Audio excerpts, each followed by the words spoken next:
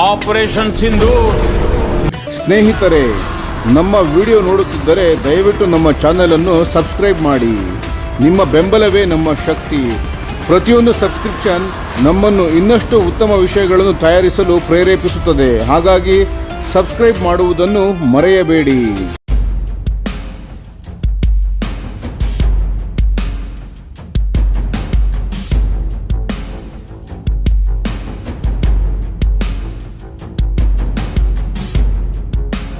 ನಮಸ್ಕಾರ ಗೆಳೆಯರೇ, ದೇಶ ಪ್ರೇಮಿಗಳೇ, ನಮ್ಮ ಯೂಟ್ಯೂಬ್ ಚಾನಲ್ಗೆ ಸ್ವಾಗತ. ನಿಮಗೆ ಬಾಂಗ್ಲಾದೇಶವು ತನ್ನ ಹಳೆಯ MiG-29 ಯುದ್ಧ ವಿಮಾನಗಳ ಪಡೆಯ ಬದಲಿಗೆ ಯೂರೋಫೈಟರ್ ಟೈಫೂನ್ನಂತಹ ಅತ್ಯಾಧುನಿಕ ಯುದ್ಧ ವಿಮಾನವನ್ನು ಪರಿಗಣಿಸುತ್ತಿದೆ. ಈ ನಿರ್ಧಾರವು ಬಾಂಗ್ಲಾದೇಶದ ವಾಯುಪಡೆಯನ್ನು ಹೊಸ ಯುಗಕ್ಕೆ ಕೊಂಡೊಯ್ಯುವ ಮಹತ್ವದ ಹೆಜ್ಜೆಯಾಗಿದೆ. ಟೈಫೂನ್ ಏಕೆ ಇಷ್ಟು ಪ್ರಮುಖವಾಗಿದೆ ಎಂಬುದನ್ನು ತಿಳಿಯೋಣ. ಆಧುನಿಕ ಮಲ್ಟಿರೋಲ್ ಯುದ್ಧ ವಿಮಾನ, ವಾಯು ಶ್ರೇಷ್ಠತೆ ಮತ್ತು ನಿಖರ ದಾಳಿಯ ಸಾಮರ್ಥ್ಯ. ಯೂರೋಫೈಟರ್ ಟೈಫೂನ್ ವಿಮಾನವು UK, ಇಟಲಿ, ಜರ್ಮನಿ ಮತ್ತು ಸ್ಪೇನ್ ದೇಶಗಳ ಸಹಯೋಗದೊಂದಿಗೆ ನಿರ್ಮಿಸಲ್ಪಟ್ಟ ವಿಶ್ವದ ಅತ್ಯಂತ ಸುಧಾರಿತ ಬಹುಪಾತ್ರದ ಮಲ್ಟಿರೋಲ್ ಯುದ್ಧ ವಿಮಾನಗಳಲ್ಲಿ ಒಂದಾಗಿದೆ.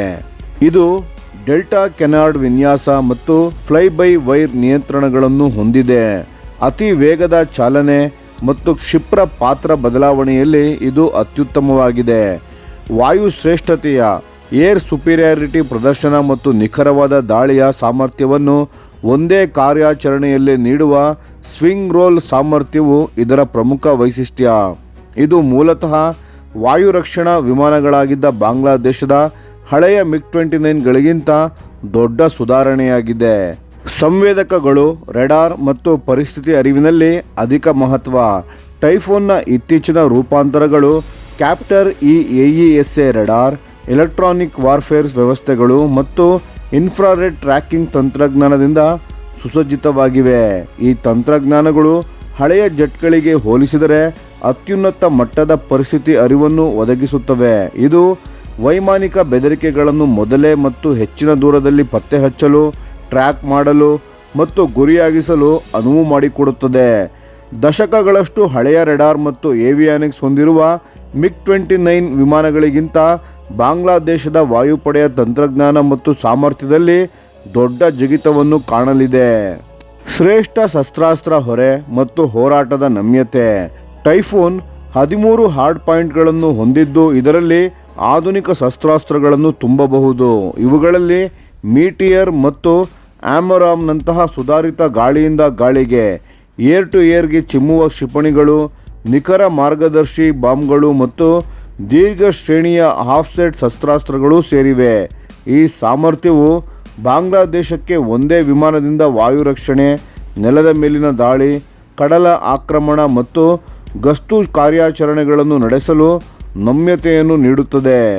MiG-29 ಪಡೆಯು ತನ್ನ ಆಧುನಿಕ ಶಸ್ತ್ರಾಸ್ತ್ರಗಳ ಹೊಂದಾಣಿಕೆಯಲ್ಲಿ ಸೀಮಿತವಾಗಿದೆ ಮತ್ತು ಕಾರ್ಯಾಚರಣೆಯ ನಮ್ಯತೆಯೂ ಕಡಿಮೆ ಇದೆ. ಬಾಂಗ್ಲಾದೇಶದ ರಕ್ಷಣಾ ಪಾಲುದಾರಿಕೆಯಲ್ಲಿ ಪ್ರಮುಖ ಬದಲಾವಣೆ. ಪಾಶ್ಚಾತ್ಯ ನಿರ್ಮಿತ ವೇದಿಕೆಯಾದ ಯೂರೋಫೈಟರ್ ಟೈಫೂನ್ ಅನ್ನು ಆರಿಸುವ ಮೂಲಕ ಬಾಂಗ್ಲಾದೇಶವು ದಶಕಗಳಿಂದ ತನ್ನ ಪಡೆಯ ಮೇಲೆ ಪ್ರಾಬಲ್ಯ ಸಾಧಿಸಿದ ಹಳೆಯ ಸೋವಿಯತ್, ರಷ್ಯಾ ಮತ್ತು ಚೀನಾ ನಿರ್ಮಿತ ವಿಮಾನಗಳಿಂದ ದೂರ ಸರಿಯುವ ಸಂಕೇತ ನೀಡಿದೆ. ಇಟಲಿಯ ಲಿಯಾನಾರ್ಡೋ ಕಂಪನಿಯೊಂದಿಗೆ ಸಹಿ ಮಾಡಲಾದ ಲೆಟರ್ ಆಫ್ ಇಂಟೆಂಟ್ ಒಪ್ಪಂದವು ಪ್ರಮುಖ ಭೌಗೋಳಿಕ ರಾಜಕೀಯ ಬದಲಾವಣೆಯನ್ನು ಸೂಚಿಸುತ್ತದೆ. ಇದು ಬಾಂಗ್ಲಾದೇಶದ ರಕ್ಷಣಾ ಸಂಗ್ರಹಣೆಯನ್ನು ನ್ಯಾಟೋ ಹೊಂದಾಣಿಕೆಯ ಪೂರೈಕೆದಾರರಿಗೆ ಹತ್ತಿರ ತರುತ್ತದೆ. ಇದರಿಂದ ಪಾಶ್ಚಾತ್ಯ ತರಬೇತಿ, ನಿರ್ವಹಣಾ ಮಾನದಂಡಗಳು ಮತ್ತು ಶಸ್ತ್ರಾಸ್ತ್ರಗಳ ಪರಿಸರ ವ್ಯವಸ್ಥೆಗೆ ದಾರಿ ತೆರೆಯುತ್ತದೆ. ಹಳೆಯ MiG-29ಗಳ ಬದಲಾವಣೆ ಮತ್ತು ಭವಿಷ್ಯದ ಪ್ರಾದೇಶಿಕ ಸವಾಲುಗಳಿಗೆ ಸಿದ್ಧತೆ. 1990ರ ದಶಕದ ಕೊನೆಯಲ್ಲಿ ಸೇರ್ಪಡೆಯಾದ ಬಾಂಗ್ಲಾದೇಶದ MiG-29ಗಳು ತಮ್ಮ ಜೀವಿತಾವಧಿಯ ಅಂತ್ಯವನ್ನು ತಲುಪುತ್ತಿದ್ದು, ಆಧುನಿಕ ವಾಯು ಹೋರಾಟಕ್ಕೆ ಅಗತ್ಯವಾದ ಸುಧಾರಿತ ಸಂವೇದಕಗಳು, ಶಸ್ತ್ರಾಸ್ತ್ರಗಳು ಮತ್ತು ಸಹಿಷ್ಣುತೆಯ ಕೊರತೆಯನ್ನು ಹೊಂದಿವೆ. ಟೈಫೂನ್ನಿಂದ ದೀರ್ಘ ಶ್ರೇಣಿಯ ಪ್ರತಿಬಂಧಕ, ಇಂಟರ್ಸೆಪ್ಷನ್, ಕ್ಷಿಪ್ರ ಪ್ರತಿಕ್ರಿಯೆ ಮತ್ತು ಬಂಗಾಳ ಕೊಲ್ಲಿಯ ಮೇಲೆ ಬಲವಾದ ಕಡಲ ಉಪಸ್ಥಿತಿಯನ್ನು ಹೆಚ್ಚಿಸಲು ಸಾಧ್ಯವಾಗುತ್ತದೆ. ಬಾಂಗ್ಲಾದೇಶದ ಫೋರ್ಸಸ್ ಗೋಲ್ 2030 ಅಡಿಯಲ್ಲಿ ಢಾಕಾ ಆಧುನೀಕರಣಗೊಳ್ಳುತ್ತಿರುವಂತೆ ಟೈಫೂನ್ ತಾಂತ್ರಿಕವಾಗಿ ಮುಂದುವರಿದ ಬಾಂಗ್ಲಾದೇಶದ ವಾಯುಪಡೆಯ ದೀರ್ಘಾವಧಿಯ ದೃಷ್ಟಿಕೋನಕ್ಕೆ ಹೊಂದಿಕೆಯಾಗುತ್ತದೆ. ಉನ್ನತ ದರ್ಜೆಯ ಜೆಟ್ನ ಹೆಚ್ಚಿನ ವೆಚ್ಚ, ತರಬೇತಿ, ಮೂಲಸೌಕರ್ಯ ಮತ್ತು ಕಾರ್ಯಾಚರಣೆಯಲ್ಲಿ ಬದಲಾವಣೆ. ಟೈಫೂನ್ ವಿಶ್ವ ದರ್ಜೆಯ ಸಾಮರ್ಥ್ಯವನ್ನು ನೀಡುತ್ತದೆಯಾದರೂ ಇದಕ್ಕೆ ಬೆಂಬಲಿಸುವ ಮೂಲಸೌಕರ್ಯದಲ್ಲಿ ಭಾರೀ ಹೂಡಿಕೆ ಮಾಡುವ ಅಗತ್ಯವಿದೆ. ಇದರಲ್ಲಿ ಸಿಮ್ಯುಲೇಟರ್ಗಳು, ಹೊಸ ನಿರ್ವಹಣಾ ಸೌಲಭ್ಯಗಳ ಬಿಡಿಭಾಗಗಳ ಪೂರೈಕೆ ಮಾರ್ಗಗಳು ಮತ್ತು ವಿಸ್ತೃತ ಪೈಲಟ್ ತರಬೇತಿ ಸೇರಿವೆ. ಸೋವಿಯತ್ ಯುಗದ ವ್ಯವಸ್ಥೆಗಳಿಂದ ಪಾಶ್ಚಾತ್ಯ ವ್ಯವಸ್ಥೆಗಳಿಗೆ ಪರಿವರ್ತನೆಗೆ ಗಣನೀಯ ಕಲಿಕೆಯ ಅವಶ್ಯಕತೆ ಇದೆ. MiG-29ಗಿಂತ ಕಾರ್ಯಾಚರಣೆಯ ವೆಚ್ಚಗಳು ಖಂಡಿತವಾಗಿಯೂ ಹೆಚ್ಚಿರುತ್ತದೆ. ಆದರೆ ಈ ಹೂಡಿಕೆಯು ಬಾಂಗ್ಲಾದೇಶವು ತನ್ನ ಪಡೆಗಳನ್ನು ಆಧುನೀಕರಿಸಲು ಮತ್ತು ರಾಷ್ಟ್ರೀಯ ವಾಯು ರಕ್ಷಣಾ ಸಿದ್ಧತೆಯನ್ನು ಹೆಚ್ಚಿಸಲು ಮಾಡುತ್ತಿರುವ ಪ್ರಯತ್ನದ ಭಾಗವಾಗಿದೆ. ಉದ್ದೇಶದ ಹೇಳಿಕೆ: ಬಾಂಗ್ಲಾದೇಶಕ್ಕೆ ಆಧುನಿಕ ಭವಿಷ್ಯಕ್ಕೆ ಸಿದ್ಧವಾದ ವಾಯುಪಡೆ ಬೇಕಿದೆ. ಯೂರೋಫೈಟರ್ನಂತೆ ಸಾಗುವ ಮೂಲಕ ಬಾಂಗ್ಲಾದೇಶವು ಕೇವಲ ಮೂಲಭೂತ ವಾಯುಗಸ್ತು ಮೀರಿ ವಿಶ್ವಾಸಾರ್ಹ, ಆಧುನಿಕ, ಬಹುಪಾತ್ರದ ವಾಯು ಹೋರಾಟದ ಸಾಮರ್ಥ್ಯದತ್ತ ಸಾಗಲು ಬಯಸುತ್ತಿದೆ ಎಂದು ಸೂಚಿಸುತ್ತದೆ. ಟೈಫೂನ್ ಒಪ್ಪಂದವು ಅಂತಿಮಗೊಂಡರೆ ಬಾಂಗ್ಲಾದೇಶದ ವಾಯುಪಡೆಯು ಅತ್ಯಾಧುನಿಕ ಪಾಶ್ಚಾತ್ಯ ಫೈಟರ್ ಜೆಟ್ ಅನ್ನು ನಿರ್ವಹಿಸುವ ಕೆಲವು ದಕ್ಷಿಣ ಏಷ್ಯಾ ಪಡೆಗಳಲ್ಲಿ ಒಂದಾಗಲಿದೆ.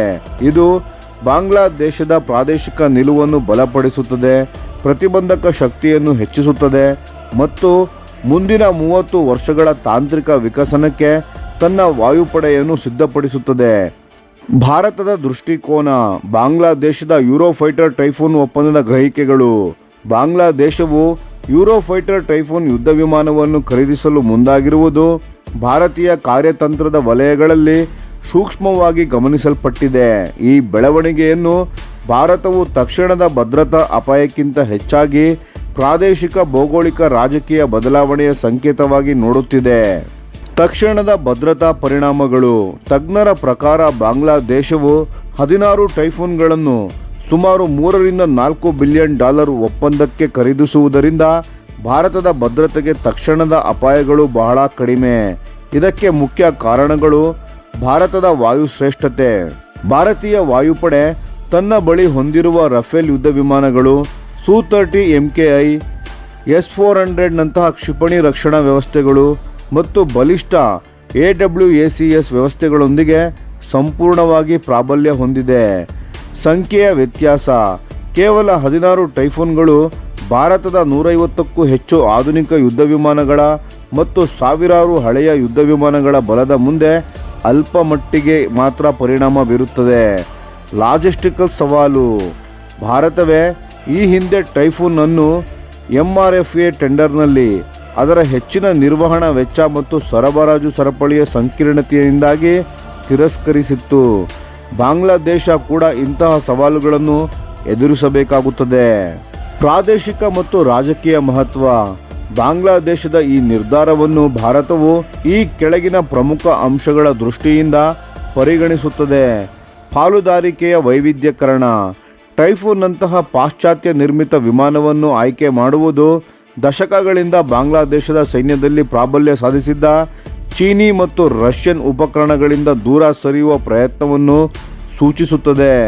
ಇದು ಬಾಂಗ್ಲಾದೇಶ ತನ್ನ ರಕ್ಷಣಾ ಪಾಲುದಾರಿಕೆಯನ್ನು ಪಾಶ್ಚಾತ್ಯ ರಾಷ್ಟ್ರಗಳೊಂದಿಗೆ ಸಮತೋಲನಗೊಳಿಸಲು ಬಯಸುತ್ತದೆ ಎಂಬುದನ್ನು ತೋರಿಸುತ್ತದೆ. ಪ್ರಾದೇಶಿಕ ಸ್ಥಾನಮಾನ ಹೆಚ್ಚಳ: ಟೈಫೂನ್ನಂತಹ ಅತ್ಯಾಧುನಿಕ 4.5ನೇ ತಲೆಮಾರಿನ ಯುದ್ಧ ವಿಮಾನವನ್ನು ಹೊಂದುವ ಮೂಲಕ ಬಾಂಗ್ಲಾದೇಶವು ದಕ್ಷಿಣ ಏಷ್ಯಾದ ಉನ್ನತ ಶ್ರೇಣಿಯ ವಾಯುಪಡೆಗಳಲ್ಲಿ ಒಂದಾಗಲು ಬಯಸುತ್ತದೆ.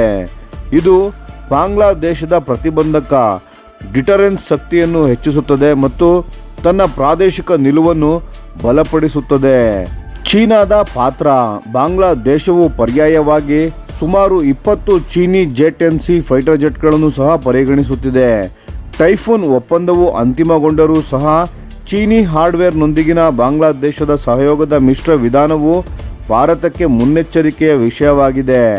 ಭಾರತದ ನಿರ್ಬಂಧದ ಟೀಕೆ: ಕೆಲವು ಭಾರತೀಯ ವಿಶ್ಲೇಷಕರು ಬಾಂಗ್ಲಾದೇಶದ ರಕ್ಷಣಾ ಆಧುನೀಕರಣಕ್ಕೆ ಭಾರತವು ಸಹಕಾರ ನೀಡದೆ ಅನೌಪಚಾರಿಕವಾಗಿ ಅಡ್ಡಿಪಡಿಸುತ್ತಿರುವುದು ಒಂದು ಸ್ವಯಂ ಸೋಲಿಸುವ ತಂತ್ರ, ಸೆಲ್ಫ್ ಡಿಫೀಟಿಂಗ್ ಸ್ಟ್ರಾಟಜಿ ಎಂದು ವಾದಿಸುತ್ತಾರೆ.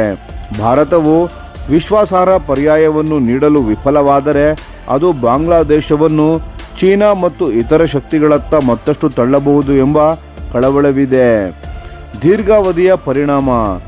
ಭಾರತವು ಬಾಂಗ್ಲಾದೇಶದ ಈ ಕ್ರಮವನ್ನು ಒಂದು ಮಹತ್ವದ ಹೆಜ್ಜೆಯಾಗಿ ಪರಿಗಣಿಸುತ್ತದೆ. ಇದು ಭಾರತಕ್ಕೆ ತಕ್ಷಣದ ಮಿಲಿಟರಿ ಅಪಾಯವಲ್ಲವಾದರೂ ಬಾಂಗ್ಲಾದೇಶದ ವಾಯುಪಡೆಯು ವಾಯು ಬೆಂಬಲ ಪಾತ್ರದಿಂದ ವಾಯು ನಿರಾಕರಣೆ ಪಾತ್ರಕ್ಕೆ ಪರಿವರ್ತನೆಯ ಸಂಕೇತವಾಗಿದೆ.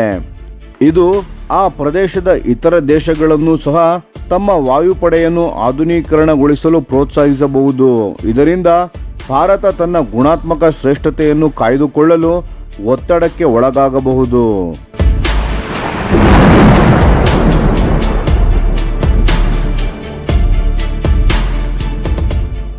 ಈ ವಿಡಿಯೋ ನಿಮಗೆ ಇಷ್ಟವಾಗಿದ್ದರೆ ಲೈಕ್ ಮಾಡಿ ಮತ್ತು ನಮ್ಮ ಚಾನೆಲ್ ಸಬ್ಸ್ಕ್ರೈಬ್ ಮಾಡಿ ಹಾಗೂ ಬೆಲ್ ಐಕಾನ್ ಒತ್ತಿ.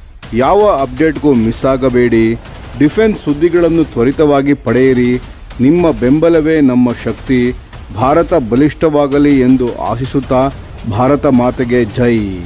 ಧನ್ಯವಾದಗಳು.